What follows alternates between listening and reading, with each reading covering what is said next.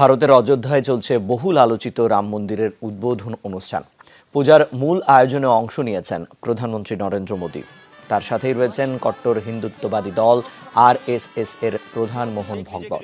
বেলা 12:20 ধর্মীয় আচরণবিধি মেনে শুরু হয় রাম অবতারের মূর্তি উন্মোচন।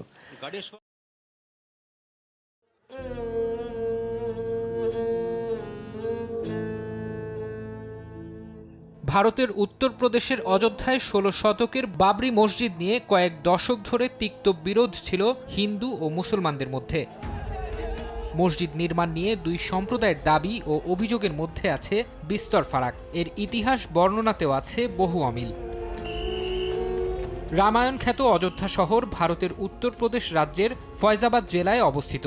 তারই কাছে রামকোট পর্বত। ইতিহাস বলছে 1528 সালে সেখানে সম্রাট বাবরের আদেশে একটি মসজিদ নির্মাণ করা হয়, যে কারণে জনমুখে মসজিদটির নামও হয়ে যায় বাবরি মসজিদ।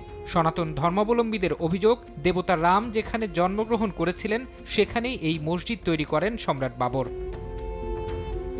1853 সালে ব্রিটিশ ঔপনিবেশিক প্রশাসন দুই ধর্মের উপাসনার জায়গা আলাদা করার উদ্দেশ্যে মসজিদের আশপাশে বেষ্টনী তৈরি করে। এর ভেতরের চত্বর মুসলিমদের জন্য আর বাইরের চত্বর হিন্দুদের ব্যবহারের জন্য নির্ধারিত হয়। এরপর প্রায় 96 বছর দুই সম্প্রদায়ের মানুষ সেখানে নির্বিঘ্নে প্রার্থনা ও ধর্মীয় আচার অনুষ্ঠান পালন করেন। তবে বিপত্তি বাধে 1949 সালে। সে বছর মসজিদের ভেতর হঠাৎ একদিন রামের মূর্তি দেখা যায়। হিন্দুদের বিরুদ্ধে মূর্তিগুলো রাখার অভিযোগ করেন মুসলমানরা। সুরাহা পেতে দুই পক্ষই দেওয়ানি মামলা করে আদালতে।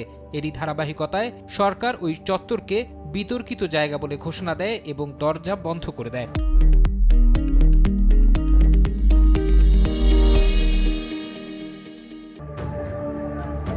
বিশ্ব হিন্দু পরিষদ ভিএইচপির নেতৃত্বে রামের জন্মস্থান উদ্ধার এবং তার সম্মানে একটি মন্দির প্রতিষ্ঠার লক্ষ্যে কমিটি গঠন করেন সনাতন ধর্মাবলম্বীরা। তৎকালীন বিজেপি নেতা লালকৃষ্ণ আদভানি ওই প্রচারণায় নেতৃত্ব দেন। এরই ধারাবাহিকতায় 1986 সালে জেলার বিচারক আদেশ দেন যেন মসজিদের দরজা উন্মুক্ত করে দিয়ে হিন্দুদের সেখানে উপাসনার সুযোগ দেয়া হয়। মুসলিমরা এর প্রতিবাদে বাবরি মসজিদ অ্যাকশন কমিটি গঠন করে। মসজিদ না মন্দির এ নিয়ে বিতর্কের মধ্যেই 1990 সালে বিশ্ব হিন্দু পরিষদের সদস্যরা বাবরি মসজিদের কিছু অংশে ভাঙচুর চালায়। তৎকালীন ভারতীয় প্রধানমন্ত্রী চন্দ্রশেখর আলোচনার মাধ্যমে বিতর্ক সমাধানের চেষ্টা করেন। তবে পরের বছর বিজেপি উত্তরপ্রদেশের ক্ষমতায় এলে আবারও উত্তপ্ত হয়ে ওঠে পরিস্থিতি।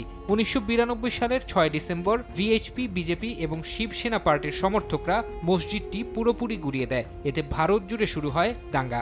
মারা যান 2000-এর বেশি মানুষ। 2002 সালে নিজ কার্যালয়ে অযোধ্যা সেল তৈরি করেন ভারতের তৎকালীন প্রধানমন্ত্রী অটল বিহারী বাজপেয়ী। এর পরের বছর ফেব্রুয়ারিতে উত্তরপ্রদেশের নির্বাচনী তফসিলে বাবরি মসজিদের জায়গায় রাম মন্দির তৈরির বিষয়টি বাদ দেয় বিজেপি। এতে ক্ষোভ জানিয়ে 15 মার্চের মধ্যে মন্দির নির্মাণ কাজ শুরু করার ঘোষণা দেয় ভিএইচপি।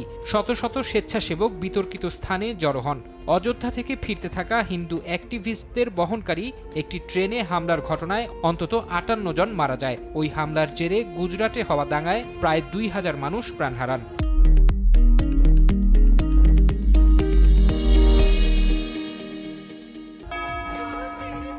ধর্মীয়ভাবে পবিত্র হিসেবে বিবেচিত জায়গাটির মালিকানা কার তা নির্ধারণে হাইকোর্টের 3 জন বিচারক শুনানি শুরু করেন 2002 সালের এপ্রিলে। আদালতের নির্দেশে নৃতত্ত্ববিদরা শুরু করেন জরিপ। জরিপে প্রকাশিত হয় মসজিদের নিচে মন্দিরের চিহ্ন রয়েছে, কিন্তু মুসলিমরা এই দাবির সত্যতা নিয়ে প্রশ্ন তোলেন। 2010 সালের সেপ্টেম্বরে হাইকোর্ট রায় দেন মসজিদের স্থানটির নিয়ন্ত্রণ ভাগাভাগি করে দেওয়া উচিত। কোর্টের রায় অনুযায়ী 1/3 নিয়ন্ত্রণ মুসলিমদের, 1/3 হিন্দুদের এবং বাকি অংশ নির্মোহী আখাড়া গোষ্ঠীর কাছে দেওয়া উচিত। যেই অংশটি বিতর্কের কেন্দ্র তার নিয়ন্ত্রণ দেয়া হয় হিন্দুদের কাছে। তবে এই রায়ের বিরুদ্ধে আপিলের কথা জানান এক মুসলিম আইনজীবী। পরে হিন্দু মুসলিম দুই পক্ষই আপিল করায় হাইকোর্টের আগের রায় বাতিল করেন সুপ্রিম কোর্ট। পরে 2019 সালের নভেম্বরে বাবরি মসজিদের জায়গায় মন্দির তৈরির পক্ষেই চূড়ান্ত রায় দেন ভারতের সুপ্রিম কোর্ট।